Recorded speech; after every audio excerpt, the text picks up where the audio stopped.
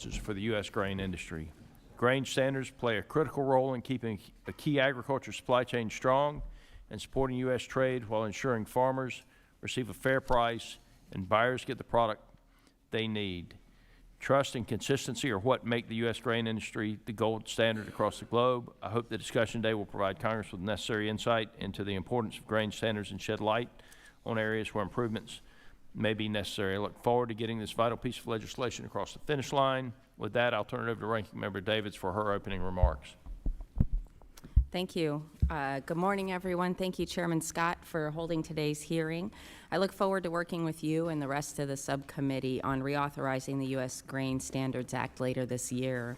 The inspections provided by the Federal Grain Inspection Service define and classify grains, as well as assign grades to specify weight and quality requirements. These inspections provide a gold standard assurance backed by the federal government to both grain buyers and sellers. Grain farmers in Kansas and across the country participate in a very competitive world market. Foreign grain buyers should be confident in the process we have in place to ensure that our exports are adequately inspected. As we move ahead with reauthorization, I hope we can take this as an opportunity to support and improve our grain inspection system, which remains critical to global grain trade. I'm proud that Kansas is home to the one-of-a-kind Kansas State University Department of Grain Science and Industry, which prepares students to become agricultural professionals in this space. As we discuss potential improvements in technology for grain grading, we must consider how to prepare the next generation of our workforce to adapt to changing jobs. I'd like to thank our panel of witnesses for making the trip all the way to D.C. during one of the hottest weeks of the year. I very much look forward to your testimony and appreciate your time and your expertise. Again, thank you to our chairman for holding today's hearing, and I look forward to working together on reauthorization this year. I yield back. Thank you, Ranking Member Davids. I should have said this before, but in consultation with the Ranking Member, pursuant to Rule 11E, I want to make the members of the subcommittee aware that other members of the full committee may join us today. I expect Chairman Thompson to come back from a meeting that he is in right now, and I would now like to recognize Ranking Member Craig for any opening comments she'd like to make. Thank you so much, Chairman Scott and Ranking Member Davids. Considering the fact that we are in the middle of a worldwide trade war, we should be doing everything we can to avoid further disruption to our domestic trade system. Every summer, grains planted by hardworking Minnesotans cover 40% of my district. Ensuring grain can get from our farms and grain elevators and onto ships bound for overseas markets requires an operationally efficient and properly funded federal grain inspection service. That is why I'm so glad to see the bipartisan nature of this hearing today and the support from across this subcommittee for reauthorizing the U.S. Grain Standards Act. Our grain farmers need to know they can rely on the federal government and USDA as reliable partners, not roadblocks to trade. Reauthorizing the U.S. Grain Standards Act is an important for our farmers and their customers, and I'm glad to see this bipartisan effort to ensure we meet their needs. Thank you again for holding this hearing, and thank you to our witnesses for coming to educate us today about the critical role grain standards play in your businesses and the farm economy. Mr. Chairman, I yield back. Thank you, Ranking Member. The Chair would request that other members submit their opening statements for the record so the witnesses may begin their testimony and to ensure that there is ample time for questions. Each of the witnesses will have approximately 5 minutes. And our first witness today is Mr. Nicholas Freant. Nick serves as the chair of the National Grain and Feed Association Grain Grades and Weights Committee and is the director of Raw Material Quality and Regulatory at Cargill. Our next witness is Ms. Kia Mikish, is that right? The president of the American Association of Grain Inspection and Weighing Agencies. Kia is also the vice president of the North Dakota Grain Inspection, where she oversees the operations and strategic direction of her family-owned network of agricultural inspection and testing businesses in Fargo, North Dakota. Our third witness today is Mr. Dave Walton, Secretary of the American Soybean Association. He grows soybeans, corn, alfalfa, grass, hay, and also raises beef cattle at his family farm in Wilton, Iowa, with his wife and 2 sons. I'll now turn it over to Ranking Member Davids to introduce our final witness. Thank you, Chairman. I'm excited and proud to introduce a Kansan to testify today. Dr. Kevin Donnelly is an emeritus professor of agronomy at Kansas State University and a farmer in central Kansas. During Dr. Donnelly's 47-year teaching career, he taught college students about grain quality and grain grading using Federal Grain Inspection Service, or FGIS, standards. He also conducts workshops illustrating FGIS grain inspection procedures for the International Grains Program at Kansas State University for industry professionals throughout the world. Dr. Donnelly, thank you for joining us today. I yield back. Doctor, I used to go right past your area, headed to Tuttle Creek.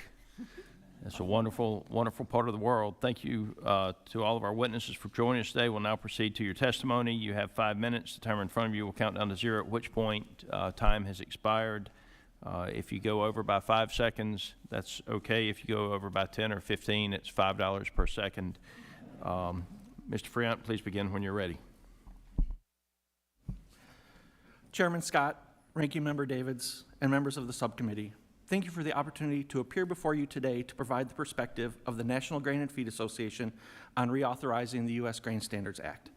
I am Nick Friant, Director of Raw Material Quality and Regulatory at Cargill and Chairman of NGFA's Grain Grades and Weights Committee. Cargill is proud to be a longtime participant in the U.S. grain system and member of NGFA. Since 1896, NGFA has represented grain industry members that operate more than 8,000 facilities. This includes farmer-owned cooperatives and multinational grain exporters. Together, we rely on a strong, consistent, and transparent official inspection and weighing system to deliver confidence and value across the global supply chain. We urge Congress to reauthorize the U.S. Grain Standards Act in a timely and bipartisan manner. Doing so will provide certainty to farmers, grain handlers, and international customers who depend on the integrity of the U.S. official grain inspection system. I want to focus on 2 core issues that are top priorities for our industry in this reauthorization.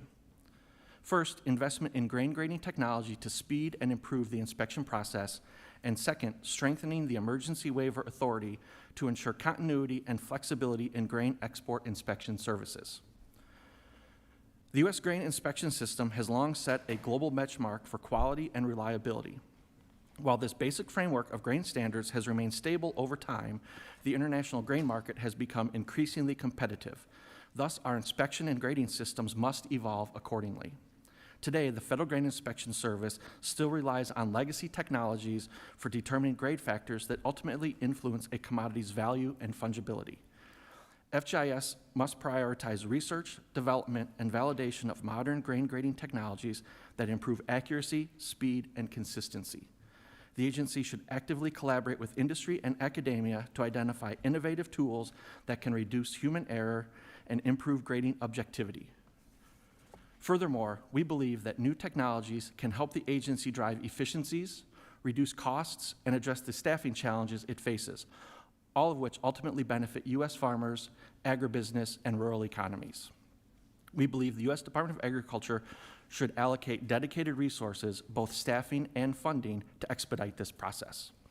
NGFA and its members are ready and willing to partner with USDA and FGIS to pilot and implement new technologies, provided there is a clear pathway for scientific validation, standardization, and eventual deployment. Therefore, we have worked with our partners at the American Association of Grain Inspection and Weighing Agencies and the American Soybean Association, who are also testifying today, on language for the U.S. Grain Standards Reauthorization Act that will provide FGIS with the necessary tools to focus their resources on this important issue. We encourage this committee to approve this proposal. The second central area we urge Congress to address is the need for enhanced flexibility in issuing emergency waivers of official inspection requirements during service disruptions. The 2015 reauthorization wisely included provisions requiring FGIS to act transparently when official services are disrupted at export ports due to withdrawal of a service by delegated state agencies. Let me be clear. The U.S. industry strongly supports the requirement for mandatory official inspection and weighing of export grain. It is fundamental to preserving market integrity and the credibility of our supply chain. but during natural disasters or other force majeure events, or in rare instances where buyers and sellers mutually agree to waive inspection due to service disruptions, the Act must allow for pragmatic flexibility. We recommend that Congress revise the Act to clarify the definition of emergency and authorize FGIS to issue conditional waivers. Further, the waiver would be applied provided that the buyer and seller voluntarily agree, the absence of an official inspection does not impair the transaction, and such a waiver would not undermine the objectives of the Act. Establishing transparent and predictable contingency planning for future disruptions would provide exporters, importers, and customers with confidence that the flow of U.S. grains can continue during unexpected challenges without compromising the overall integrity of the system. While I have highlighted two key priorities, we are ready to discuss other elements of the Act, including advisory committee functionality, ensuring timely appointments and maintaining a quorum, clarify use of user fees. We support FGIS's final rule that decoupled Schedule A fees from tonnage-based rolling average fees. We will continue to monitor the impact of the new fees on the industry moving forward, and user fee cap reform. Limit the cap to U.S. GSA-regulated commodities. The U.S. grain inspection system is a foundation of our country's reputation as a reliable agricultural supplier. Timely reauthorization of the U.S. Grain Standards Act, combined with the enhancements we've outlined today, will ensure that our inspection system continues to meet the high expectation of U.S. producers and our global customers. As chairman of the NGFA Grain Grades and Weights Committee, and on behalf of Cargill and the broader grain industry, I would like to express my sincere appreciation for your oversight and bipartisan leadership on this issue. We look forward to working with you to modernize and strengthen this vital act. Thank you for the opportunity to testify, and I welcome your questions. Thank you. Ms. Bakish. Good morning. Thank you, Chairman Scott and Ranking Member Davids, as well as Chairman Thompson and Ranking Member Craig, for prioritizing this important issue and working together to hold this bipartisan hearing. My name is Kia Mikish. I am privileged to serve as president of the American Association of Grain Inspection and Weighing Agencies, or AGWA. I am also the vice president of North Dakota Grain Inspection, the third generation of my family to help lead the business. AGWA's members are agencies delegated and designated by USDA's Federal Grain Inspection Service to weigh and inspect the nation's grain. From the public agencies such as the State Departments of Agriculture of Washington, Missouri, Alabama, or North Carolina, to private agencies like my own, AGWA's members work alongside USDA's FGIS to provide essential support to the agricultural economy. The U.S. Grain Standards Act authorizes this unique public-private partnership to carry out its uniform standards and export grain inspection mandate. While FGIS and certain state agencies weigh and inspect every load of grain on an export vessel, state and private agencies will conduct 9 times as many inspections before grain ever reaches port. At all hours of the day and night, our inspectors are at rail yards, grain elevators, and in the lab. Yes, we work to maintain trust in U.S. grain contracts, but we're also testing for toxins harmful to Americans and our livestock herds. The export inspection mandate underlies official inspection, but it also allows a uniform voluntary inspection system to provide trust in U.S. grain, no matter whether it is destined for export or for domestic feed, food, or biofuels production. The significance of this system might not be obvious, but it helps explain why America remains the world's leading agricultural exporter. Before the 1976 Act, our grain markets were inefficient, even chaotic. Markets did not trust U.S. grades and weights, which meant that producers and agribusinesses earned lower prices abroad than their grain was really worth. Today, thanks to official inspection, U.S. grain standards and quality are the gold standard of the world. Buyers will pay a premium for American grain, giving our farmers and exporters a critical competitive edge. American standards are the universal reference for grain contracts. Even transactions that never touch our country rely on them. Our system is so successful that changes to the Act should always be weighed cautiously. But the committee should also know that cracks are beginning to show and maintenance is required. Grain inspection has relied on the same basic technology for 100 years. As the ag supply chain has become more efficient, inspection remains reliant on an ever-shrinking pool of highly trained human inspectors. It's time and personnel intensive. The lack of technological advancement is creating unnecessary costs to taxpayers, exporters, producers, and our own agencies. We have become the bottleneck. Without new technology, the consequences could be stark. The rigorous standards that were yesterday's privilege will be tomorrow's burden, simply because we lack modern tools to implement them efficiently. On the other hand, the efficiencies reaped by grain inspection technology would reduce costs in the food supply chain and the direct costs to taxpayers of maintaining the inspection system. The barriers of new technology reflect the fact that FGIS and official agencies have a near monopoly on the data and expertise necessary to develop the technology. But we are not R&D agencies nor venture capitalists. We need to be able to work flexibly with the private sector to find solutions to our unique problems and foster the conditions necessary for investors to take risks in our field. FGIS's dedicated staff have made a heroic effort to advance technology, but they need more than resources. They need flexibility that reflect the realities of the unusual small market for inspection technology. I urge the committee to reauthorize the act with a modest toolbox of new authorities for FGIS to speed technology development. Specifically, Congress should clarify in the statute that FGIS may leverage official agencies for R&D, provide other transactions authority for inspection technology research and development, and establish a modest dedicated funding account through user fees and appropriations to support the evaluation and deployment of new technology. With these tools, FGIS can coordinate flexible partnerships with research institutions, technology developers, official agencies, and the grain trade, so that promising technologies can be developed outside government, validated in the real world, and approved quickly once they reach FGIS. This reauthorization is an opportunity to modernize the most trusted inspection system in the world, ensuring it remains competitive, cost-effective, and resilient. I want to thank the committee for recognizing the urgency of this issue and for your ongoing support of American agriculture and the inspection system that underpins it. I look forward to your questions. Thank you. Mr. Walton from the great state of Iowa. 5 minutes, please. Thank you. Good morning, Chairman Scott, Ranking Member Davids, and distinguished members of the House Agriculture Subcommittee on General Farm Commodities, Risk Management, and Credit. It is an honor to join you today to testify on behalf of the American Soybean Association regarding this committee's review of the U.S. Grain Standards Act. My name is Dave Walton, and I'm a soybean farmer from Iowa. I also have the privilege of serving as Secretary of ASA, which represents U.S. soybean farmers across 30 main soy-producing states.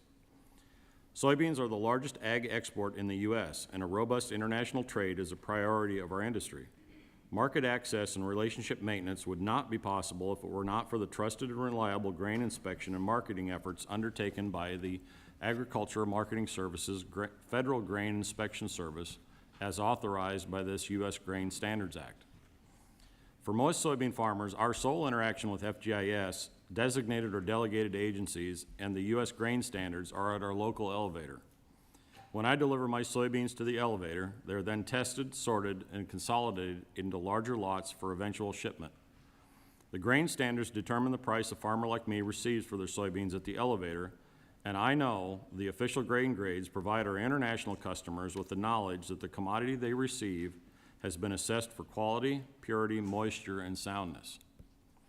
Recently, the industry conducted a series of conversations with stakeholders across the soybean sector, including farmers, inspectors, regulators, exporters, and international buyers, about the value and perception of FGIS and the U.S. grain standards. While the full results are still being evaluated, initial feedback shows that the value of the U.S. grain standards and the federal inspection is extremely high for the soybean exports value chain and our international customers. Global customers consider FGIS the international gold standard for grain grading. Inspections carry the weight of the U.S. government, creating peace of mind for international customers and providing impartiality that private inspections may lack. Additionally, the standards are simple, and the customers rely on that simplicity to mitigate risk. The ability to effectively hedge risk through futures market is a key differentiator for U.S. origin soybeans. The long-standing simplicity and consistency of U.S. grain standards have allowed for the development of extensive futures markets for U.S. products that promote true price discovery. The U.S. soybean industry has a strong relationship with FGIS, and when issues arise, we can address them in a manner that meets the needs of U.S. farmers while maintaining the integrity of the standards. Most recently, the U.S. soy industry worked with FGIS to review and remove soybeans of other color, or SBOC, as an official grade determining factor under the U.S. standard for soybeans. This was due to rising occurrences of SBOC resulting from a new soybean seed variety that had a tendency to produce off-color seed coats. This had no impact on the soybean's protein or oil content, but farmers were being penalized because of the seed coat color. In response to rising levels of SBOC, FGIS conducted a study on the functionality of protein and oil content of the soybean samples containing varying amounts of SBOC. The results found that there was no significant differences in the protein or oil content as compared to samples not containing SBOC. However, marketing concerns still remained, and FGIS took multiple meetings with industry, solicited feedback, and provided notice of proposed rulemaking to remove SBOC from the U.S. standards for soybeans. In July of 2023, a final rule was issued removing SBOC as a grade determining factor for soybeans, a win for soybean farmers, an example of this industry collaboration that we seek.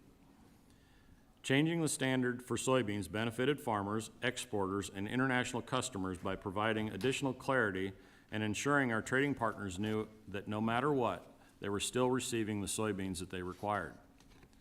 Reauthorization of the U.S. Grain Standards Act is vital for the continued success of U.S. soy in the international marketplace. On behalf of ASA, I thank the subcommittee for their timely attention to this expiring provisions of the U.S. Grain Standards Act. We appreciate the opportunity to share the importance of the federal grain inspection system and look forward to working with this committee to reauthorize the Grain Standards Act this year. Thank you, and I look forward to your questions. Thank you, Mr. Walton. Dr. Donnelly, please begin when you're ready. Chairman Scott, Ranking Member Davids, and members of the subcommittee, thank you for the opportunity to testify. I'm Dr. Kevin Donnelly, Emeritus Professor of Agronomy at Kansas State. My experience with the U.S. Grain Standards Act is through my teaching, so I offer a different perspective since I'm not directly involved with grain handling, merchandising, or processing. I'm most familiar with the FGIS standards and inspection process, which is the focus of my grain grading course, the crops contest that I've trained students for, and the workshops that I conduct for the International Grains Program at K-State. I also own a farm in central Kansas, so I know how important reliable and consistent grain standards are for our producers. I've been interested in grain quality since my 4-H and FFA days exhibiting grain samples at the county fair. So as a professor, I've tried to integrate crop quality topics into several of my agronomy courses. In the grain science program at K-State, we offer 3 very unique degrees in milling, feed, and bakery science. Graduates typically enter industries with a vested interest in quality as end users of grain. Agronomy students learn how environmental and management practices affect the quality of grains produced, which may in turn impact the grade and price received by the farmers, as noted by Mr. Walton.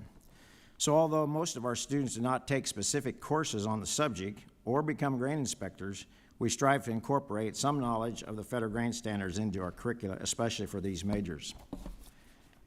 As mentioned, the system is also called the gold standard. What that means is that it provides benefit to producers, handlers, merchandisers, processors, exporters, importers, and end users of grain. It also determines the manner in which grain is segregated, stored, handled, and transported along the supply chain. As I interact with foreign visitors enrolled in the IGP courses at K-State, I have found them eager to understand how our integrated system of impartial third-party inspection functions. A visit to the National Grain Center is generally included in these courses to showcase FGIS activities which maintain the integrity of our export markets.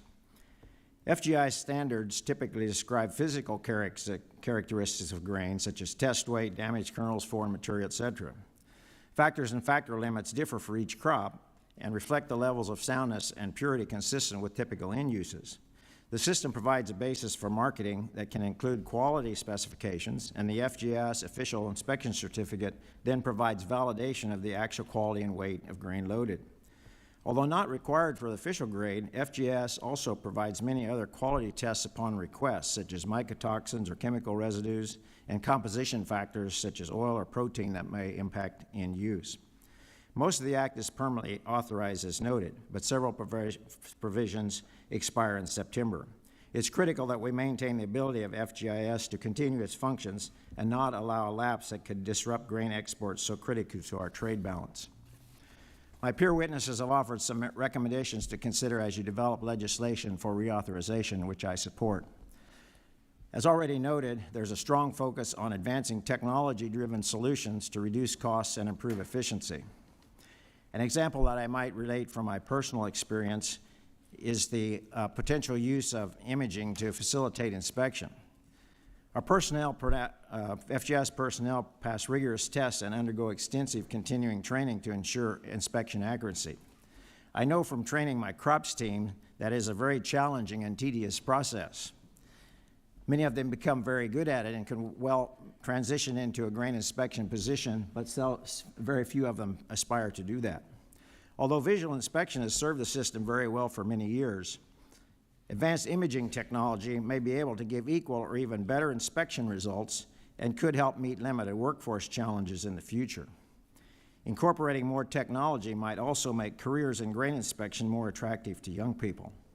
If their focus can be first on the interest in technology rather than tedious inspections or crawling around taking samples on top of a barge, they may be more interested in entering the profession. I strongly encourage you to move forward promptly with reauthorization of the U.S. Grain Standards Act to avoid a lapse, including the proposed provisions that will further enhance the Act. A more detailed version of my testimony will be included in the record. Thank you for the opportunity to testify today. Thank you all for your important testimony today. At this time, members will be recognized for questions in order of seniority, alternating between majority and minority members in order of arrival for those who joined us after the hearing convened. Every member will be recognized for 5 minutes each in order to allow us to get as many questions as possible. I now recognize myself for 5 minutes. And during the first Trump administration, significant efforts were made to restructure and streamline key functions within the USDA, including the realignment of FGIS. Mr. Friant, you noted your support for former Secretary Perdue moving FGIS back under AMS. Are you able to speak to any measurable improvements as a result of the realignment? And additionally, are there any issues remaining, whether structural or cultural, that hinder the effectiveness of FGIS that we should be aware of? Thank you, Mr. Chairman, for the question. And I'd also like to thank former Secretary Perdue for that decision to realign FGIS to put the agency under AMS. And I think some of the areas that we definitely saw improvements and what we heard both from the agency and actually Mr. Perdue was putting the service back in Federal Grain Inspection Service. And so we saw a much better relationship with the agency where we wanted to collaborate and make sure that we still had the most effective, efficient grain inspection service in the world. So we definitely have seen those types of improvements. As far as future improvements, current leadership at the agency has been very open to maintaining that dialogue, and that's what we'd like to continue to see going forward, is that opportunity to interact with them when we have concerns, when there's issues that the industry needs to address together, and be able to continue to have that open dialogue and conversation with them. Consistent and reliable grain standards are an essential piece of the puzzle for our producers being able to maintain market access. Mr. Walton, your testimony alluded to the fact that as a producer, the work of the FGIS is done beyond the farm gate and is not necessarily felt on a daily basis within your operation, but it's foundational to your overall success as a farmer. Even though farmers may not directly feel the impact of the work that FGIS does, it is critical. Can you share what some of the real immediate impacts would be if services were disrupted due to a lapse in authorization, even for a short period of time? Yeah, thanks for the question. You're correct. We don't normally have direct contact with it, but what we do is rely on that system to keep the grain flowing through. So once we deliver to the elevator, it gets consolidated in my case, consolidated onto a barge, shipped to New Orleans, transloaded there. And if there was any disruption in that system, it would disrupt the flow of soybeans from my farm to our foreign customers. And that would basically back up the system and create an impact on price. So the direct impact on us would be lower price. The longer term impact would be just a disruption of that supply chain from my farm to our foreign customers. Thank you. I'm going to yield now to Ms. Davids. Thank you, Chairman. I'm sorry, I'm going to recognize Ms. Davis, Oh, for her yes. 5 Oh. minutes. Thank you. Thank you, Mr. Chairman. Here in Congress, I have the privilege of representing a district in Kansas. Kansas is often called the wheat state, where agriculture plays such a critical role in our country's economy. Kansas farmers and ranchers feed not just the nation, but the world. And in 2023 alone, Kansas farmers exported $5.2 billion in agricultural products around the world. Whether it's wheat, sorghum, or soybeans, Kansans know what it means to work hard and produce results.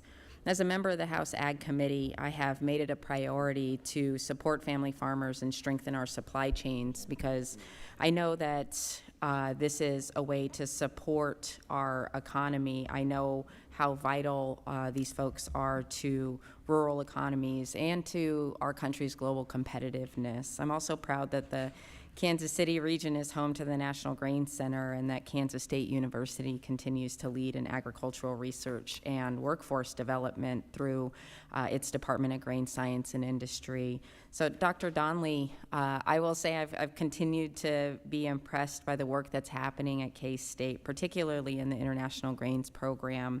I'm curious if you could share a bit more about how the program helps build relationships with our international trading partners and supports the export of high-quality American grain. Well, thank you for the question. I think the International Grain Program Institute mission really reflects the answer to your question in that we try to work with industry professionals internationally, do some training for them, and hopefully in return that will enhance their start their use or enhance their use of U.S. grains. So these relationships established through these courses are a first step in that. Many of the courses involve partnerships then with our national organizations focused on grain exports like the U.S. Wheat Association and U.S. Export Grain Council, United Sorghum Checkoff Program. In fact, wrapping up today is the 18th year of a sub-Saharan African milling course that's supported by U.S. Wheat Associates. And some facts from that, in 2024, IGP hosted 814 participants from 44 countries and 31 on-site and 11 distance courses. So certainly it's a way to make a connection with folks from around the world, that users of our grain. That's amazing. Thank you. And I might want to get a few more of the stats after. We'll follow up on that. My next question, I was hoping to hear from Ms. McKish about your testimony you gave. You started to talk about this, I know it's in your written testimony as well, the potential for grain grading technologies. I am curious if you could share a bit more about how additional either appropriations, you had mentioned user fee allocations, or additional staffing could be used to support the Federal Grain Inspection Service research and development partnerships. Thank you, Ranking Member Davids. At the most basic level, the private sector should be the driver of the research and development, and FGIS should remain being able to quickly evaluate and approve technology when a finished product is submitted to them. However, there are many tools that we can work on to be a partnership with industry, official agencies, and FGIS. Right now, flexible partnerships would allow for FGIS to dedicate personnel and experts to technical assistance and facilitation at any stage of the development process as necessary. The partnerships could do a number of things that would improve investor and entrepreneur confidence in final approval down the road, which is important because it means more developers will make an attempt in the first place. Cooperative agreements are a good start, and FGIS has utilized this tool, but they have much more red tape that can scare away small developers. Other transactions were specifically designed to remove those barriers to entry for small innovators and would allow for more flexible partnership structures that follow the needs of the technology. So in review, FGIS would not drive the process specifically, but their formal involvement as a resource to developers could make the R&D smoother and increase attempts at innovation. Many of these flexibilities might not be used in full right away, but we're looking at this for the long term. For example, FGIS could use funding to incentivize development of an especially important technology, or FGIS could work with the private sector to facilitate a consortium of developers and researchers working towards a technology goal that private markets struggle to produce on their own. And other transactions can also help for those flexibilities using grad students in other areas. Thank you. And I'd love to stay in touch about additional innovations happening. Mr. Chairman, I yield back. Chair now recognizes the gentleman from North Carolina for 5 minutes. I thank the chairman and my friend from Georgia. Mr. Friend, I'm going to start with you. I always have a few basic elementary questions that I like to get on the record, get the answers on the record, because I think they're important for the record. As you know, the Grain Inspection Advisory Committee is authorized under the Grain Standards Act.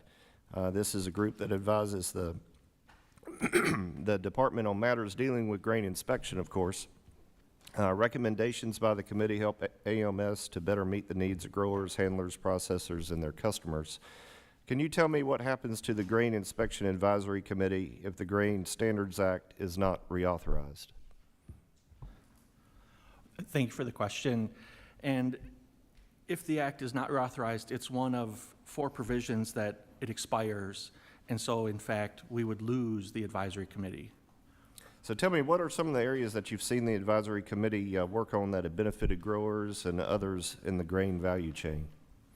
So I've personally had the chance to be on the committee 3 different times, and what we see is a great opportunity for industry, producers, grain handlers to have a public forum to talk with FGIS about ways we can see the agency improve. And that's, in the example that we heard from Mr. Walton, that's where some of the SBOC discussion started, was at the advisory committee. Some of the conversations around technology and new technology adaptation and adoption have come out of the advisory committee. So we see that as that good opportunity to bring multiple groups together and have that conversation with the agency on what do we want to see going forward. Yeah, I noted in your testimony, your oral testimony, you made reference to the need for flexibility, perhaps waivers. Sometimes waivers can be really, really good policy. Sometimes waivers can be abused and become very bad policy. When you were mentioning that, are there any specific examples or criteria you could elaborate on there? Excuse me. So one thing, and I want to make sure that we, from an industry perspective, are clear. We do not want waivers in at any time. We want it to be very specific during times of service disruption. And if you think back to the 2015 reauthorization, that's where that section came from, was we had a service disruption in the industry, and the company was not able to get official services. And so we want to avoid that risk of any disruption in official services so that, as many folks on the panel have said today, we can still export our grain from the U.S. Very good. I appreciate the clarification. Any other comment from any other panelist? Okay. Sticking with you, Mr. Friant, your testimony mentioned that NGFA and its members are ready to partner with USDA and the Federal Grain Inspection Service to pilot new grain grading technologies. To your knowledge, has there been any engagement or investment from the private sector to support that effort? Yes, there has been, and I would say it started about 2 years ago. We actually held a workshop or a summit hosted by NGFA at the Cargill offices in Minneapolis, where we brought together industry, technology providers, folks from the official system, so KIA, and then folks from FGIS, where we could first of all find out what technology was available that could be adapted for grain inspection, and we're able to get some sense of what might be available. And now we've seen where FGIS has started to explore some of those technologies that we've been learning about. And maybe more specifically in the case of Cargill, we have engaged with at least one technology provider to see how their system works. Could it be fit for grain grading purposes, visual imaging for damage? And that's where we've seen that private partnership start. Thank you. Any other comment from any panelist, other panelists on that? Mr. Donnelly, in the last 45 seconds I have, just real quickly, you mentioned in your testimony that you've interacted with international students and buyers at the National Grain Center in Kansas. Can you speak to what parts of the U.S. grain inspection system they find are most effective, and are there areas where we're clearly falling behind our foreign competitors? I don't know, in terms of specific, I always try to actually have them pick some samples so they can understand the detail of the process as part of the class. And so I think that gives them a confidence. It is a bit confusing, and so I think in the end, the integrity of the system is important, and internet, they appreciate it if they're involved with it. If they're sort of remote, it can be kind of confusing. But I think in the end, it's, if we have smooth marketing and efficient system, then it speaks for itself. Yeah, my time's expired. Thank you, Mr. Chairman. Thank you, panelists. The chair now recognizes the gentlelady from Ohio for 5 minutes. Thank you, Chairman Scott and Ranking Member Davids. Homegrown American grain is a top quality product. When our trading partners see the quote, the product of the USA label, they know they are getting a product that is reliable, consistent, and of the highest quality. This trust has been earned over decades of hard work by our farmers, exporters, and the reliability and consistency and standards that have been set to ensure that our products are truly top-notch. The U.S. Grain Standards Act has long served as the foundation for that trust. It serves as the blueprint to guarantee that our grain is graded fairly, weighed accurately, and certified transparently, protecting the reputation of American agriculture around the world. In a time when farmers are facing uncertainty on all fronts, from inconsistent policy promises from this administration to rising input costs and climate volatility, Congress must step up and do our job. Reauthorizing the Grain Standard Act is a practical and necessary step in order to give our producers the clarity, stability, and confidence they deserve. So thank you to our expert panel of witnesses for being here today. Your input is critical as we look towards the next era of the USGSA. In a time of such uncertainty, we want to make sure that there is clarity on this system and that it is working for the people it is meant to serve.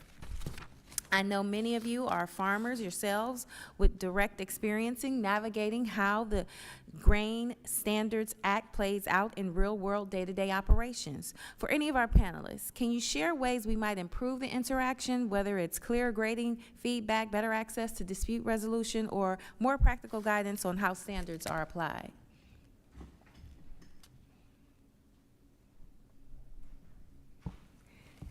Thank you. One of the ways that we have, I think almost all of us have discussed in our oral testimonies, is improving through technology.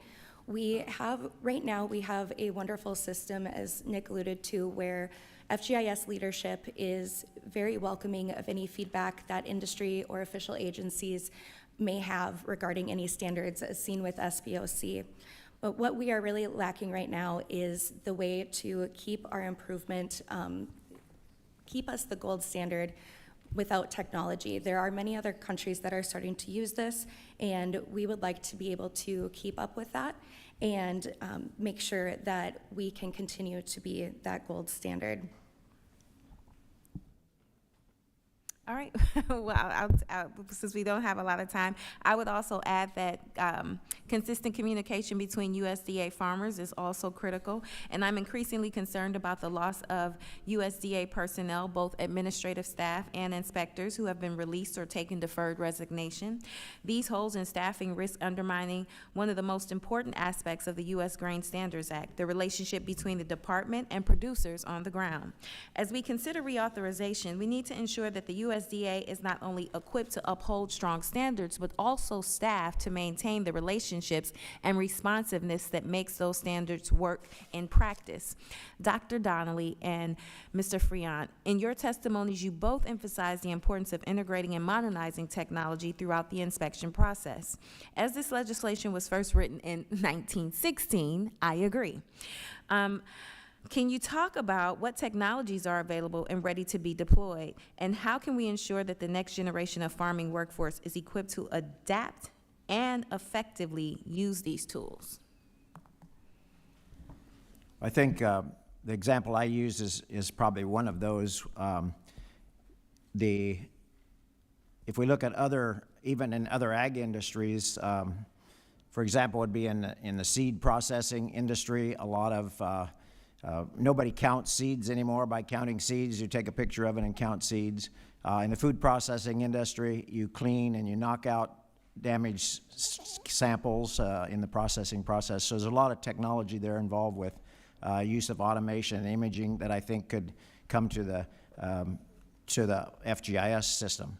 If I can look at a sample, take a picture of it, and then analyze what are the damaged kernels, the off types, that would be much more efficient than having to pick through it a kernel at a time. But it does need to be standardized against the traditional. Yeah, and I would just build on that visual imaging.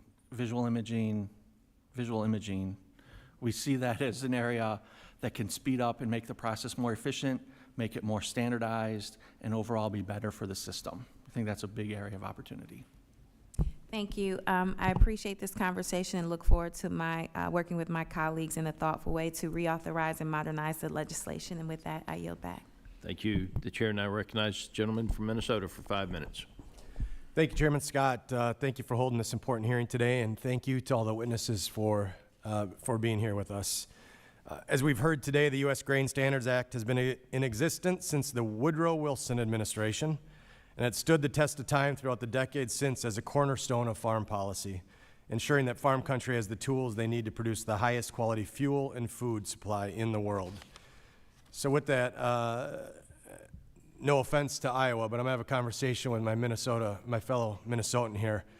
Mr. Friant, thank you for your testimony and thank you for being here today. It's an honor to have Cargill call Minnesota home, and I appreciate the role that you play in supporting southern Minnesota's farmers and the farm economy.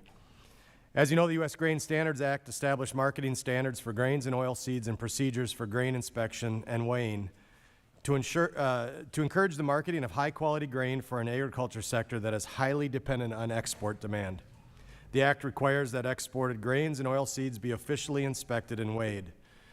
So, with laying that out, can you explain how the U.S. Grain Standard Act helps facilitate the exports of U.S. grain and why it's so important for ensuring U.S. grain continues to be competitive in the global grain trade market?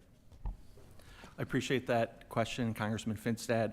And I think we heard, I believe maybe from all four witnesses, how we consider the U.S. grain standards the gold standard, right? Our customers ask for that official USDA certificate. And that's really the first step in ensuring that our products can be exported, right? That's what the buyers want, is that official FGIS certificate.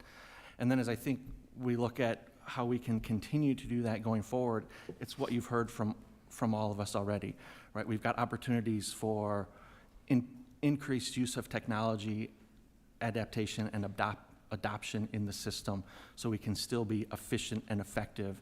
And I think the other piece is the standard is the standard, right? So no matter whether you're delivering grain in southern Minnesota or my hometown of Minooka, Illinois, or Topeka, Kansas, a U.S. number 2 yellow soybean is a U.S. number 2 yellow soybean wherever you deliver, and that standard is the same. And the seller knows that, the buyer knows that, and the international buyer knows that when they buy a U.S. number 2 yellow soybean, that's what the grade is going to be.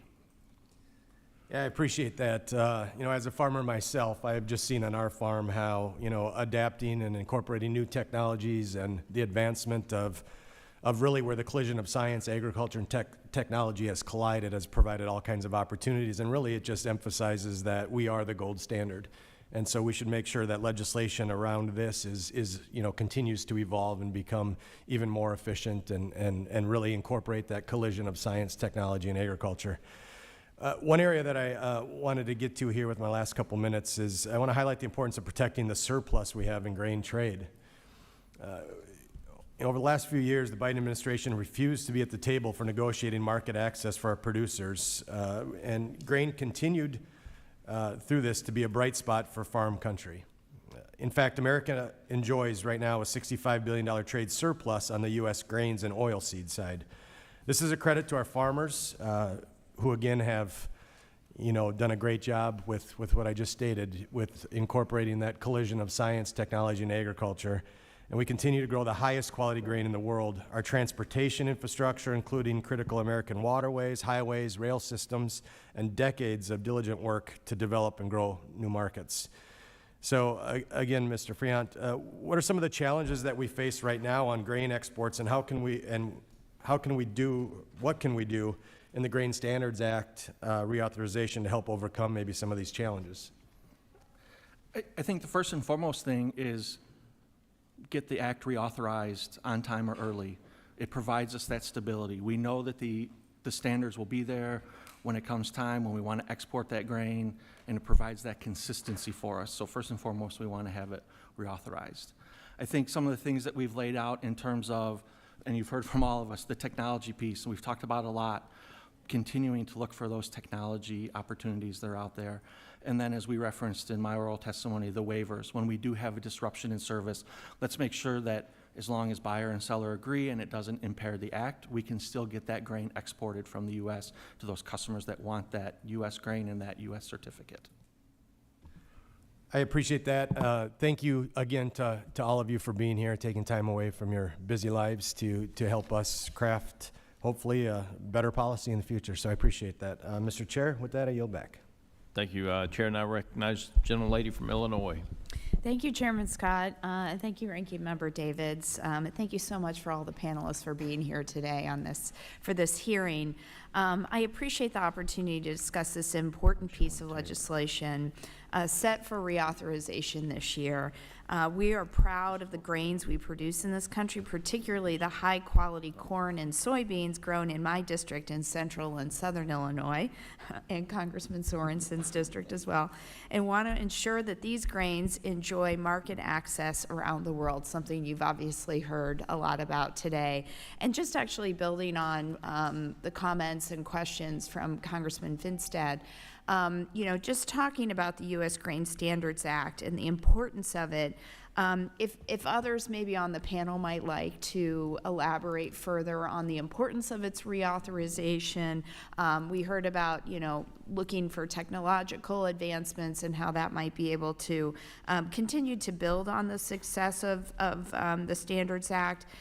Just kind of curious, any other ideas potentially from the panel that you might like to elaborate on that further? Okay. I might speak on the reauthorization and the importance of it. I believe we've had a very dependable and reliable system that's well respected. But currently, grain farmers are facing some really challenging times with low commodity prices and weakened exports coupled with high input and credit costs.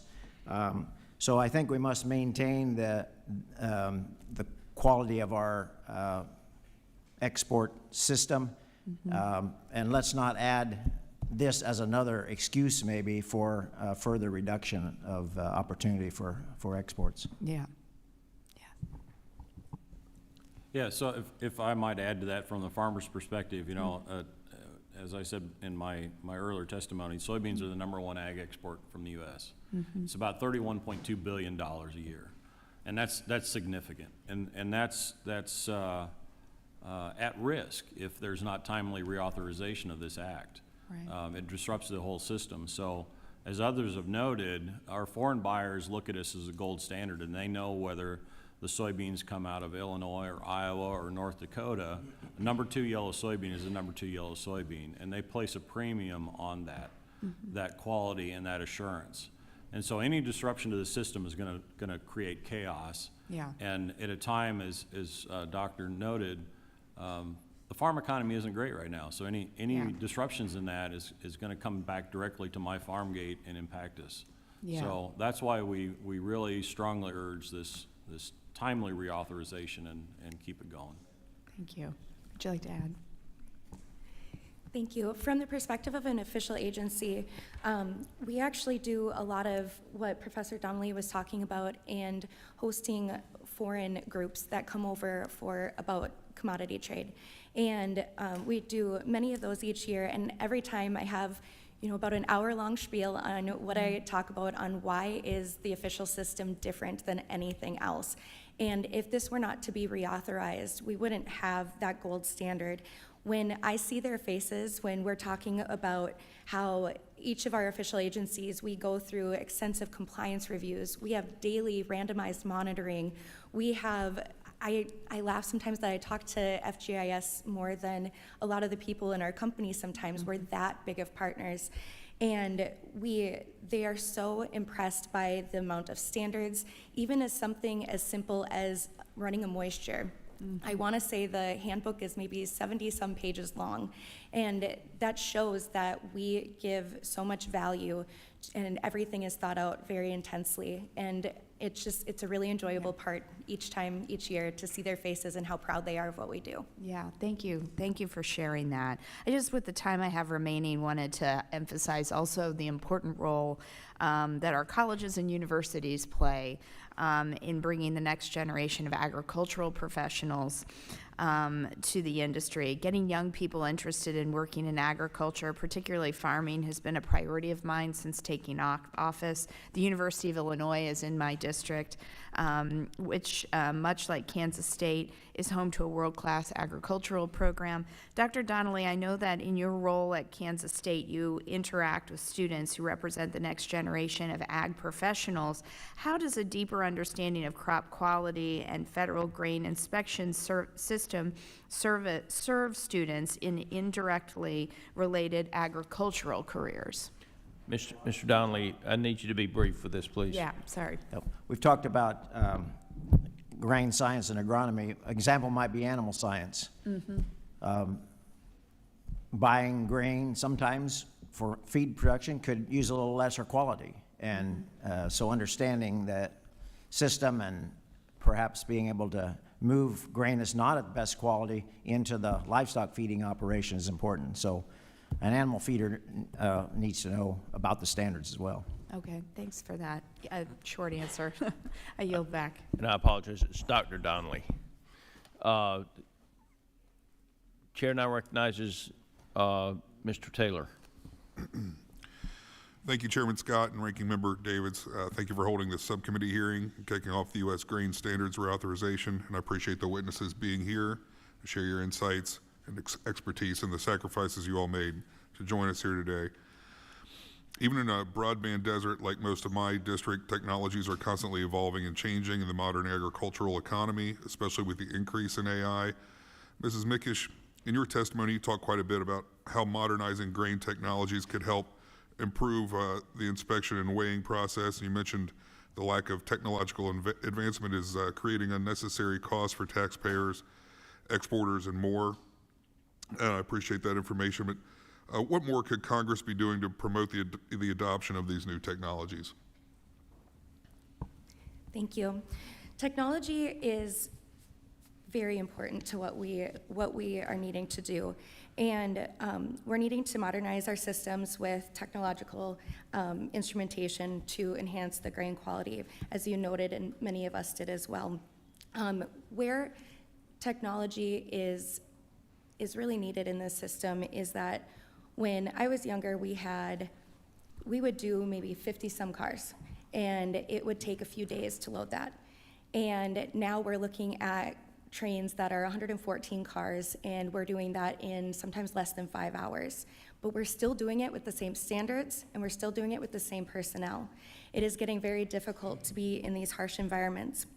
And so with technology, we can then not be as much of a bottleneck to our partners in making sure that they're getting the most reliable grades in a very quick manner. And what Congress would be doing to help by passing this is helping this industry continue to be the most efficient and cost-effective that it can. And a lot of the areas that we have outlined are some tools that are provided as examples that could potentially help. Anything to help with the flexibility. I believe that is probably the biggest piece of being able to allow industry, official agencies to help expedite this technology. As we know, technology is rapidly changing, and we want to make sure that we're ahead of it and giving what we can to our industry. Thank you. Has there been much engagement or investment from the private sector to support the adoption of these technologies? There have been a lot of discussions around how this could look. We do have, FGIS does have various cooperative agreements in place looking at visual grading, and they actually are, it's very impressive what they're able to do. So, but there are so many different types of technology, and FGIS needs those flexible partnerships in order to continue that. So yes, there is currently some technologies being looked at, but we need to be able to do it in a quick manner. Thank you. Mr. Walton, you noted that most farmers are mostly only exposed to the inspection service indirectly at the elevator. And I'd say most people don't realize the Federal Grain Inspection Service even exists. What would you say is the average farmer's perception of the grain grading system, and are there gaps in transparency or education that we as lawmakers could address? I think the answer was in your question. I mean, there's a transparency there that we know as farmers when we deliver grain to an elevator, it's done against a consistent standard, and regardless of multiple points that I might sell to, that grain is going to be graded the same regardless of where it goes to. And I think that's the important piece for farmers, that we know that there's an assurance behind those grain graders that may be a government entity that is providing that sort of consistency. So that's why we hope not to have any disruption here. It's set to expire during harvest for us, and that would be a very untimely thing to happen. Sure. Okay. Thanks again to all of you for being here, and Chairman, I yield back. Chair now recognizes the gentleman from Illinois for 5 minutes. Thank you to Chairman Scott and Ranking Member Davids. Thank you to everyone for joining us today to discuss the importance of reauthorizing the U.S. Grain Standards Act. And welcome, Mr. Friant from Illinois. Glad to have you here in our committee, and glad that we have representation from the land of Lincoln. You know, I was honored to have Illinois farmers in my Capitol Hill office on this very floor down the hall just a couple of days ago. When I asked, what keeps you up at night? It's not the weather. It's the fact that we need to expand global markets for the export of our grain and our oil seeds. Reauthorizing this initiative gives us the opportunity to not only modernize our marketing system, but deliver cost savings, improve reliability, and create a fairer valuation of U.S. grain in a world marketplace. Mr. Walton, I'll begin with you. You mentioned the toll that this administration's tariffs are taking, especially on our bean farmers. Could you expand a little bit more on how important classification of grain grades is for not only price discovery, but upholding consumer confidence here and abroad? Sure. You know, we understand that our international customers have a choice in where they purchase grains. And one of the reasons why they continue to come back to the United States is because we provide the international market with the highest quality grains from around the world. And that's backed with this U.S. grain standard. So they know when they come to the U.S. and they're looking for number 2 yellow soybeans, that's exactly what they're going to get when they're delivered. And we as sellers know that the high quality soybeans that we grow on our farms will get to those end users in that same kind of condition. So as we deliver number 1 or number 2 yellow soybeans to the market, that's what our customers in international markets will receive. Mrs. McKesh, you just mentioned my fellow Congressperson from Illinois, Ms. Baczynski asked, and you had mentioned that the United States, we're proud to be the gold standard of exported grain. How essential is a bipartisan reauthorization to keep our American producers on top? Thank you for that question. Reauthorization is essential for that. We give stability within the markets. We give confidence knowing that what that grade is. You're going to know that if we're grading it in Ohio, it's going to be the same as in California.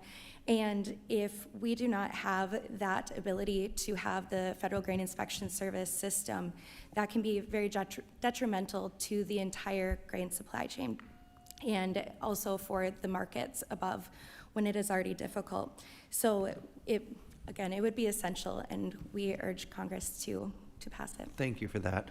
And I'll pose this to everyone. You know, as we consider language to reauthorize this act, what is the most important change that we as members of Congress should consider?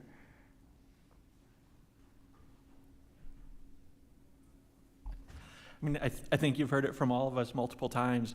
Technology. How can we ensure that there's that language that enables technology from Federal Grain Inspection Service? Well, one of the expiring provisions in 2025 is the authority to collect fees for federal supervision of state agencies' export inspections. You know, what do user fees typically cover, and what percentage of services and operations are paid for by appropriations from Congress? So user fees are the direct service, right? So that's the inspectors that are inspecting and weighing the grain at port facilities. It's the per unit fees if we want mycotoxin testing or other factors tested. So it's direct cost for the services are the user fees. Anyone else? Thank you all so much for being here today, and Mr. Chairman, I yield back. Thank you. The little chair now recognizes the big chair for 5 minutes. Well, thank you, Mr. Chairman, Chairman Scott, Ranking Member Davids. For convening this important hearing. The United States Grain Standards Act has been the linchpin of American agriculture and trade for nearly a century, and it's a vital tool that ensures the integrity of our grain markets, both here at home and around the world. This law provides the framework for official marketing standards, inspection, and weighing procedures for grains and oilseeds, and is essential for ensuring transparency, market confidence, and price discovery. These principles are foundational to a fair and functioning agriculture economy. With several provisions of the current law set to expire on September 30th, it's imperative that we do our job and we reauthorize this important piece of legislation. Allowing this authority lapse would cost the farm economy more than $70 million a day and result in serious consequences for our family farm supply chains and international trading partners. For example, nearly $100 million of corn and barley are exported from my home state, the Commonwealth of Pennsylvania, each year, and more than $26 billion of U.S. grains were exported in 2024. It's critical that no disruption to the essential services that underpin our ability to export the safest, most abundant, and grain supply in the world. So fulfilling this obligation and continuing safeguards will allow us to avoid disruptions in service like what has occurred in the past. Inspection and weighing services must be dependable, uninterrupted, and cost-effective. It's not a luxury. It's a necessity for the American food security. The United States has been at the forefront of agricultural research, and we are fortunate to have institutions that are able to spearhead the promotion of science, technology, and innovation. Dr. Donnelly, given Kansas State's long-standing leadership in grain science and its connection to FGIS through the National Grain Center, is there a role for K-State and other land-grant universities to play in advancing the next-generation grain inspection technologies? Well, I certainly think that there would be opportunity, but our program at the International Grain Center is focused primarily on promotion of market, more so, not so much on the technology of the process. But certainly an opportunity for partnerships for improving some of the technology. We've talked technology all morning, but obviously we're not quite ready to just jump in and do that. I think it comes down to having the opportunity through appropriations or grants that could be utilized to really prove that this technology is as dependable as the current system. So I think that's where we could participate in that if that opportunity was available. Well, I think given the status of, obviously, American agriculture as science, technology, and innovation, that's my definition. Obviously, that's why we're doing significant investments in research and specific funding for land-grant universities for research facilities as a part of this Farm Bill 1 and Farm Bill 1.0 and Farm Bill 2.0 as have been moving ahead with. As I mentioned in my opening remarks, we must maintain transparency, market confidence, and price discovery for grain standards that have led to our ability to be considered the gold standard across the globe. Mr. Freon, Your testimony mentions that in the event of a service disruption, additional flexibility on emergency waivers for official inspection and weighing requirements is needed. I was part of the great work this committee did in 2015 to ensure there's transparency and continuity from FGIS. In the event of service disruption, where do you believe that there are shortcomings in the current waiver process, and is there anything Congress can do to rectify those challenges? I appreciate that question, Mr. Chairman.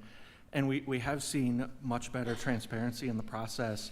One of the areas, as we noted in our testimony, was simply having a good definition of what constitutes an emergency. There seems to be some ambiguity around that, and so being much more clear on what is an emergency is be a very good place for us to focus. Very good. Oh, thank you, Mr. Chair. The big chair yields back. Thank you, Big Chair. I want to everybody know, I show the order as Mr. Rose, Ms. De La Cruz, Mr. Harris, and then Ms. Miller is what I show the order on this sheet. Right now, it's just Mr. Rose, Chair, and I recognize you for 5 minutes. Thank you, Chairman Scott and Ranking Member Davids, for holding this time-sensitive hearing on the review of the U.S. Grain Standards Act. Reauthorizing and modifying the U.S. Grain Standards Act is yet another opportunity for this committee to deliver prosperity for our producers by strengthening flexibilities and reconfiguring the use of funds. As all of you have mentioned or alluded to the Federal Grain Inspection Service, or FGIS, as the gold standard for grain grading and the vital role the service plays in promoting U.S. competitiveness in global markets. Mr. Walton, can you elaborate on the prestige of FGIS and how, since 1976, the service has bolstered U.S. grain grading? Yeah, I think in the international marketplace, it's widely recognized that is the gold standard. They know that when they enter a contract with a U.S.-based company for soybeans, that's exactly what they're going to receive, and that kind of assurance in the marketplace gives us a dominant position around the globe. It gives us an advantage over our competitors. So I think this Grain Standards Act is something that has been important for our growth of international trade, and it needs to continue to keep us in that position. Thank you very much. Mrs., and I hope I'm saying this right, Mrs. Mikesh? Okay. In your written testimony, you suggested that Congress authorize research activities by official agencies. Will you provide additional details and examples of this research and how agencies should handle this authority and the benefits we would see domestically? Thank you for that question. Yes, I would love to. So currently under the Act, there is a gray area of whether or not official agencies can help with the research and development, mainly around the visual imaging piece. We are not able to perform any services that have official standards in a different manner. And so it's been easy for us to help aid in different technologies when you're talking about protein, where there's a single result. We can put the sample through our protein machine and give a result to that instrumentation entity. Now, when you're talking about visual imaging, we are needing to look at things like individual kernels, and there are current standards for grading, but if we were just to give a certificate that states you have 2.2% damage in your corn, that isn't going to help these instrumentation entities determine what types of damages these kernels are, as well as being able to sort them within their models. And something that we talk about a lot when we're discussing this is it's good data in, good data out.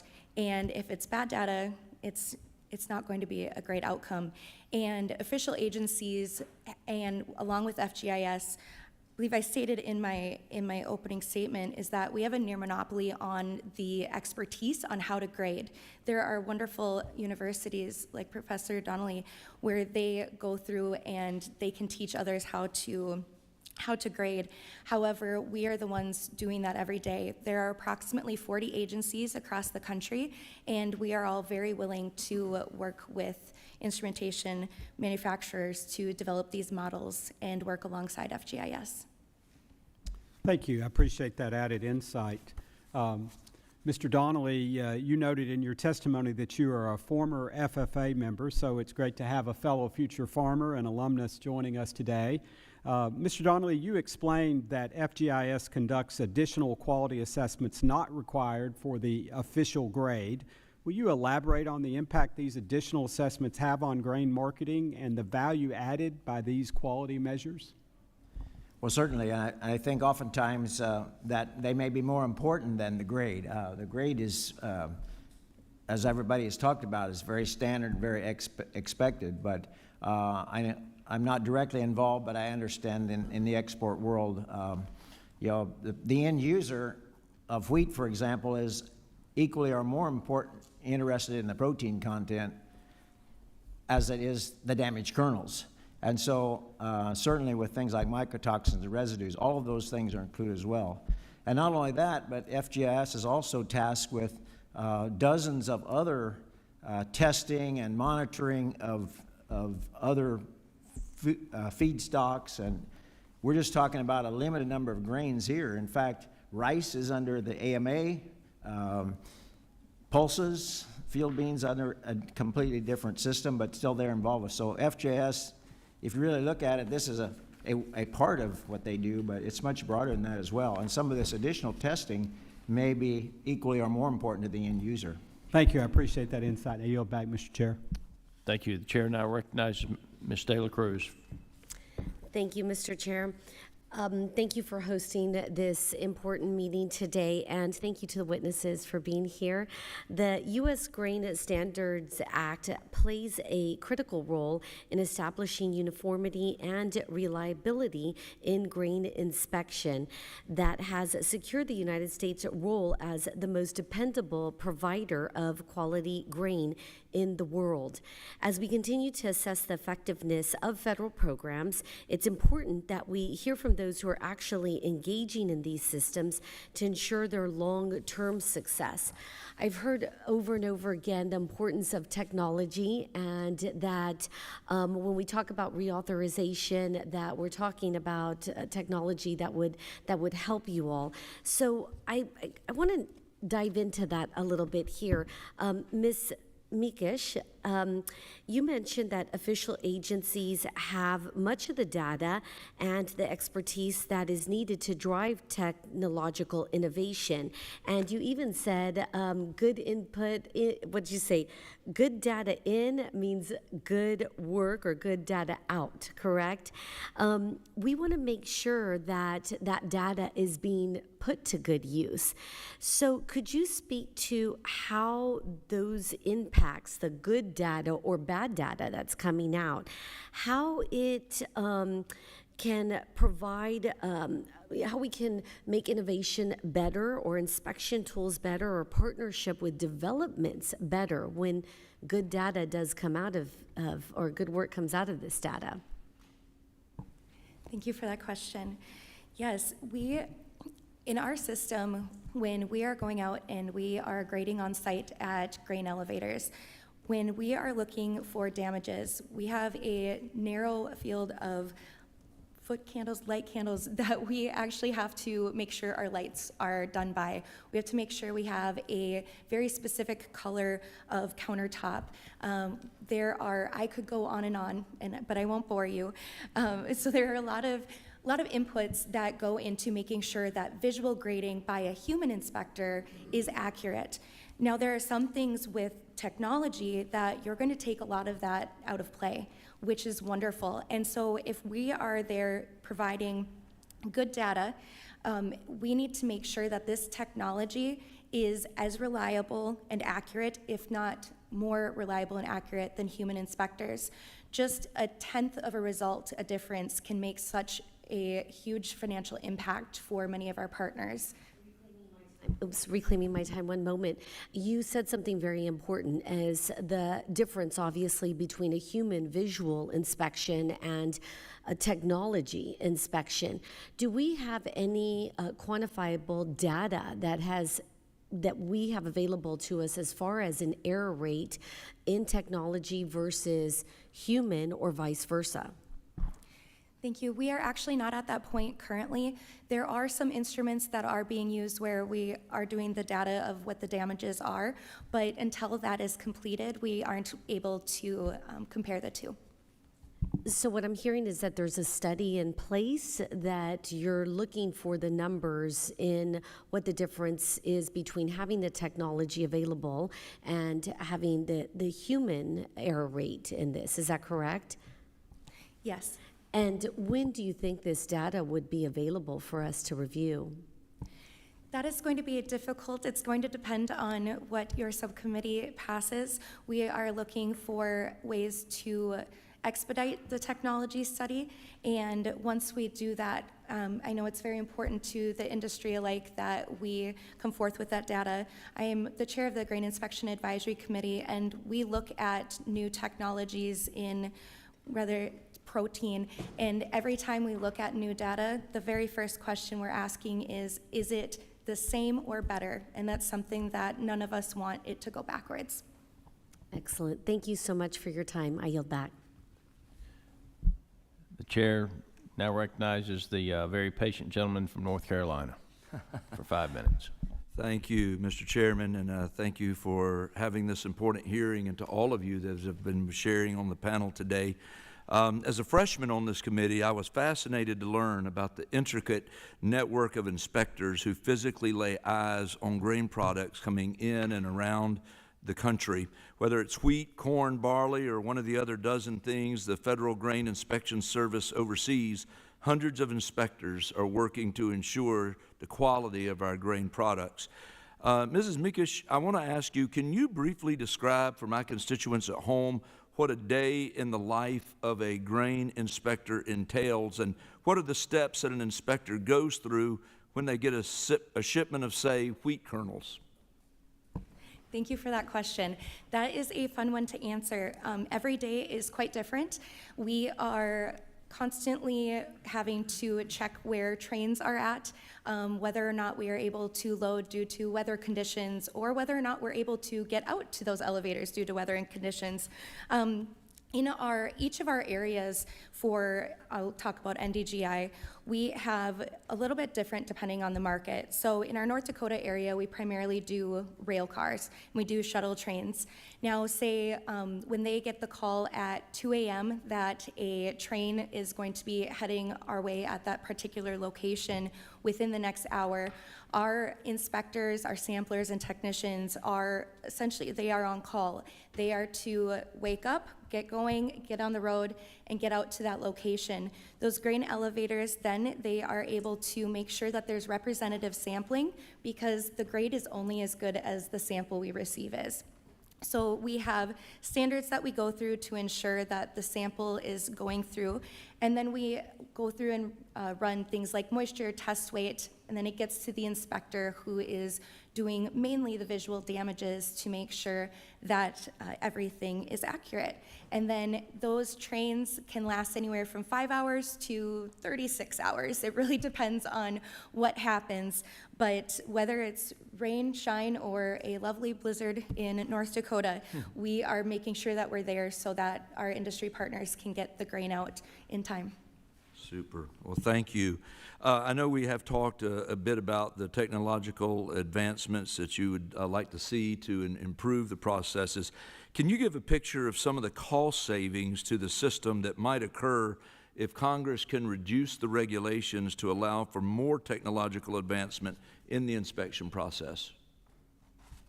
Thank you. Yes. Right now, we are in the midst of discussions on how exactly having these visual grading systems could look.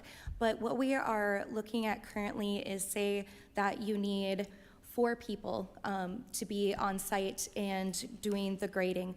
We may be able to cut that back to 3 or less.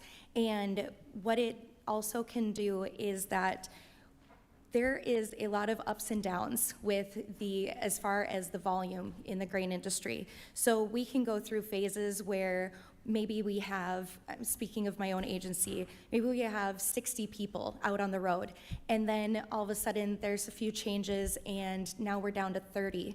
Having that technology will allow us to handle those ups and downs, those ebbs and flows a lot easier, especially when you're talking about inspectors. When we have inspectors, it generally takes to just become mildly proficient about a year to get the 3 main licenses.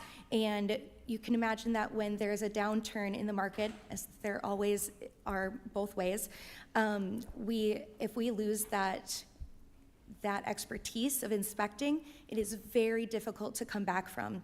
So if we can use things as a tool and an aid to help with that, it can help with staffing substantially. Excellent.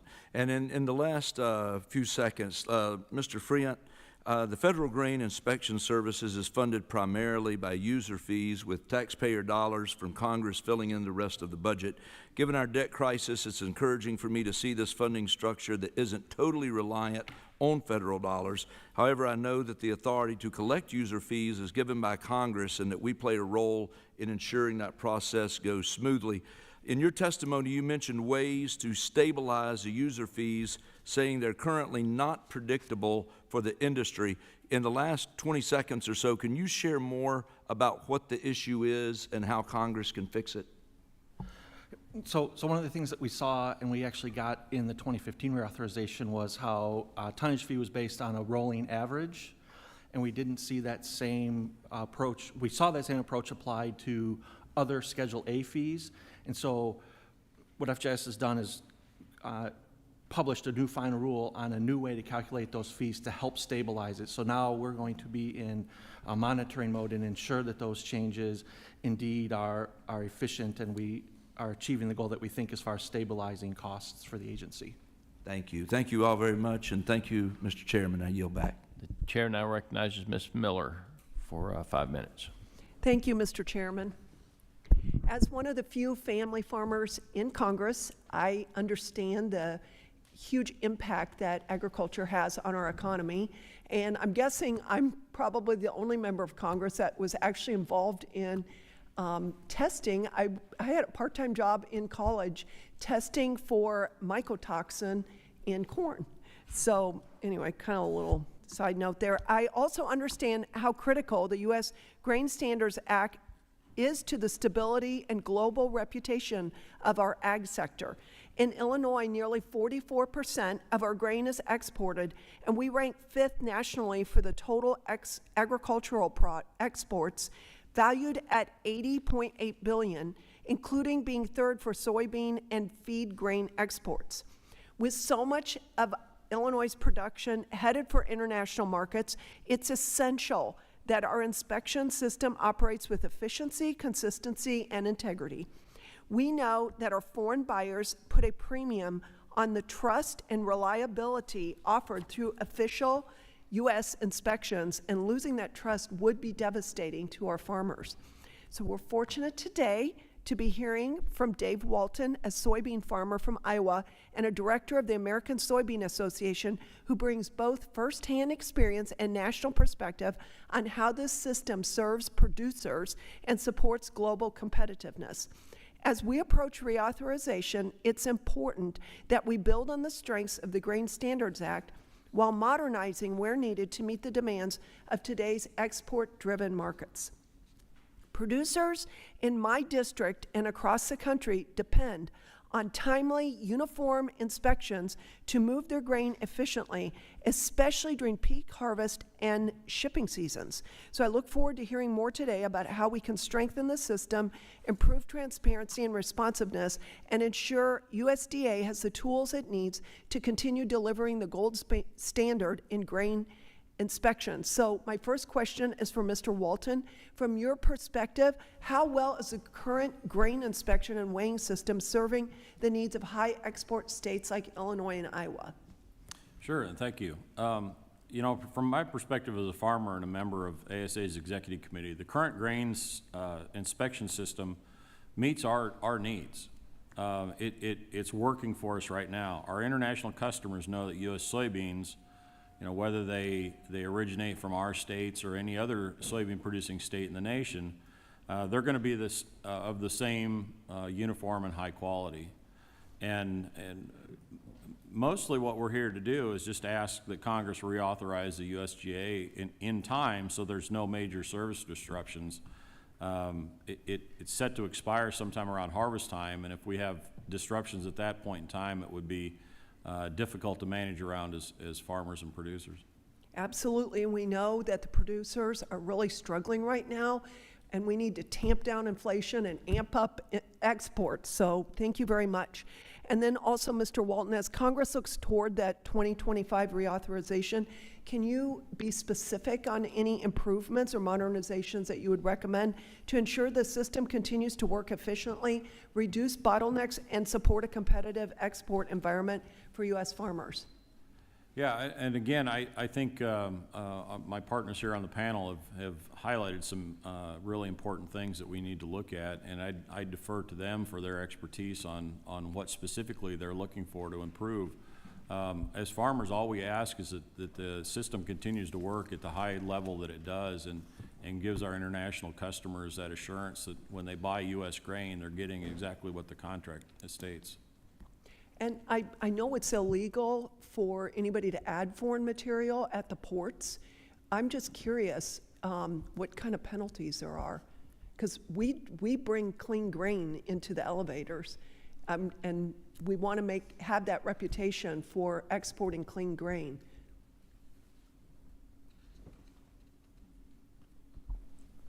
So in the act, there is a penalty for any foreign material. Frankly, we would need to look into exactly what the requirements are around that. I don't happen to know them off the top of my head. Okay, I think that there's 1% foreign material allowed. And, I just want to make sure that the good work that the farmers do and the local grain elevators to make sure we have clean grain when it's at the ports ready for export, that it remains clean grain and we preserve our excellent reputation. Thank you, and I yield my time. Chair now recognizes Mr. LaMaffa from California for 5 minutes. Thank you, Mr. Chairman. Appreciate it. I'm sorry I haven't been able to be here the whole committee today, so hope I don't ask anything redundant. But I have a great understanding and importance as well, along with Ms. Miller on this. I'm a rice grower in California, and we actually grow seed rice that our neighbors use as well. So having important grain and seed standards for germination, for making sure we have like seed and not other stray seed in there is extremely important. And so it's important we get this right in many aspects across the board. So I believe our witnesses touched on the organizational changes to the inspection service, moving from GIPSA to the marketing service. So what is that going to do as far as, we have outdated technology in the past that has hopefully going to be updated and realigned to make the process simpler, smoother, and data more readily available to more people. What do you anticipate, and anybody on the panel here, how that's going to work out, and do you anticipate any needed changes to continue to refine that in process? Any of you wish? Thank you for that question. Yes, we have actually, to touch on your point of moving FGIS over to AMS, it has been wonderful. There is being able to be with other grading programs and see what it is that they are working on as far as technology and many other items as well has been very, very eye-opening. One of the things that I would say, Nick and I actually were at an innovation summit a few years back with different AMS grading groups. And, when you feel like sometimes when you're isolated in your industry, you think that your problems are your problems alone. And we were excited to go to that summit and have these discussions to see maybe these other grading programs are having the exact same problems, and we can piggyback and work together on finding a solution. And unfortunately, we found that we are the odd one out in that when we're looking at our commodities, we're looking at kernel sizes. We're not looking at whole fruits and vegetables or an entire cow. And so the technology that we need is very different than what is already in use out there in these other grading programs. So we have had Other grading for non-grains, you mean? yes, Yeah, for yeah. livestock, specialty crops, et cetera. And so we need a little bit more help and effort to be able to get the technology to work for us in the most cost-effective way. So how difficult is it with a current older system versus what you're seeing with technological improvements that are available or coming available? So maybe I'll give an example. When I walked into Cargill's offices about 20 years ago, one of my colleagues came to me and said, we're working on black box technology for grain inspection, for grain grading. And I sit before you today, 20 years later, and we're still working on that technology. It hasn't been easy. Frankly, it's been quite difficult. But we still believe that it's the way we need to go, visual imaging. We think there's great opportunities there. And as Kia mentioned, you can tell she and I have talked about this a lot together between our organizations, because she said exactly what I was going to say. Our eyes were opened at that technology summit about a year and a half ago to what else is out there and what other groups in AMS are using for visual imaging technology. What's the holdup for you all? I think that's a great question that doesn't have an easy answer. Yeah. And Kia kind of alluded to it. We need to look at each individual grain in the sample. And when you're talking about a sample that could have 100, 200, 300 kernels, it's a lot to look through. And so just having that technology to identify it, and then when we talk about damage, the types of damage, and being able to identify this kernel is damaged, this kernel isn't. Is the damage usually associated with size, like, brokens, things like that, or could it be damaged and have a like size and really take more microscopic work to find?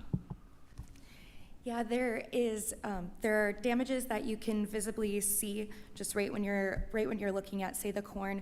But there are also damages, and this is part of the reason why it's been more difficult to find the technology, is you have to actually scrape at the kernel to determine. There are some grains that you have to cut to see the inside of it. And so with that, it isn't only visual imaging, but we're needing other things like near infrared and all of that combined together, but still cost effective enough to be able to have at thousands of on-site labs across the country. So I suppose you're trying to draw samples kind of at random and hope that sample represents the whole and you don't run into too many quality problems. Yes, we do have very specific protocols for sampling to ensure that. Well, I got to yield back, but I'm pleased to hear that you're very happy with the AMS coming in, and that's making it a little simpler. So please keep us abreast at the committee here of what impediments might be out there, and the good things too. So thank you, Mr. Chairman. Thank you. I have one final question, and I'll turn it over to Ms. Davids for any final questions she may have, and then in closing. We had an issue with peanuts a couple of years ago, where after they had been shipped, the port where they were going to, the buyers questioned the grade. It wasn't that there was a problem with the grade, it was just that the shipping costs had already been incurred and they were trying to get a better deal, if you will. Does that ever happen with grain as well, Doctor? I'm going to take that. The system has an appeals process. In fact, one of the main functions of the National Grain Center in Kansas City is the Board of Appeals. So there's always a reference sample kept on reserve, and if there's a disagreement about the grade, then that can be adjudicated by going back to the reference sample. And the Board of Appeals in Kansas City is the Supreme Court of grain grading. So what they determine is what stands in those cases. Okay. Something else with that as well, us as official agencies as well as FGIS anything that we have, those file samples that he's speaking of, they are considered federal property over an allotted amount of time. And so when those come back, we are able to look at those particular file samples, as well as our records are all federal property in that sense. And so we are able to go through the various records to show what it is that we found and making sure that those people are properly trained and licensed and everything else with it. So we have very good record keeping in order to help mitigate that. Do you have anything? Okay, okay. Ms. Davids? I don't have any questions, just Close the statement.